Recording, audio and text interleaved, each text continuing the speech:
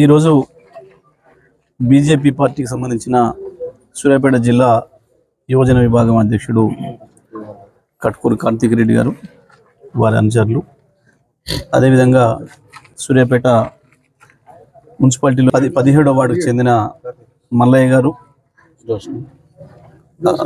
Joseph గారు, జ్యోత్స్న గారు, అదేవిధంగా 27వ వార్డుకు చెందిన శబరి గారు, వారందరి నాయకత్వంలో పెద్ద ఎత్తున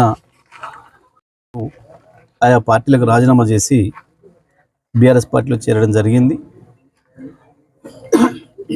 ప్రత్యేకించి మున్సిపల్ ఎన్నికలు వచ్చిన సందర్భంలో కాంగ్రెస్ పార్టీ ఈ 2 సంవత్సరాల పరిపాలనకు నిరసనగా ప్రజలు పెద్ద ఎత్తున బీఆర్ఎస్ను ఆదరిస్తున్నారు. అభివృద్ధి అంటే అది కేవలం కేసీఆర్తోనే సాధ్యమైంది, బీఆర్ఎస్తోనే సాధ్యమైంది. ప్రత్యేకించి సూర్యాపేట పట్టణం 2014కు ముందు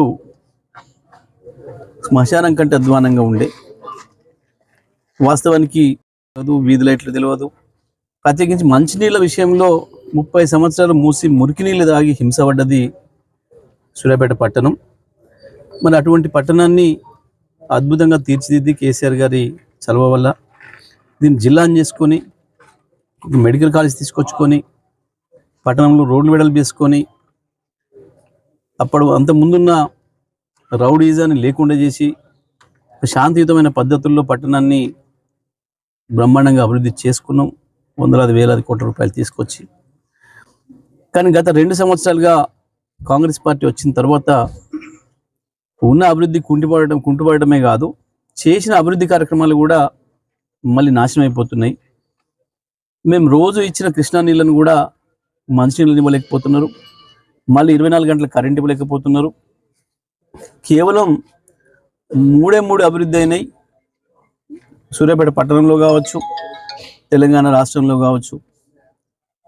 సూర్యాపేటలో పర్టికులర్గా మళ్ళీ అభివృద్ధి అయిన ఏంటి అని అంటే, ఒకటేమో రౌడీయిజం, గుండాయిజం, 2 పందులు, 3 దోమలు. ఇవేవి ప్రజలు నిద్రపోనిస్తలేవు. పొద్దుందాక గూండాల బెదిరింపు, రౌడీల బెదిరింపు, మళ్ళీ చందాల దందాలు. పొద్దు ఊకుందంటే దోమలు.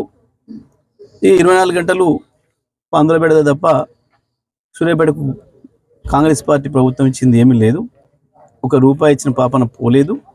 సూర్యాపేట ప్రజలు పెద్ద ఎత్తున బీఆర్ఎస్ పార్టీని ఆదరిస్తున్నారు. ప్రజల ఆలోచనలను బట్టి వారు కూడా నిర్ణయం తీసుకొని బీఆర్ఎస్ పార్టీ వైపు రావడం జరుగుతుంది. తప్పకుండా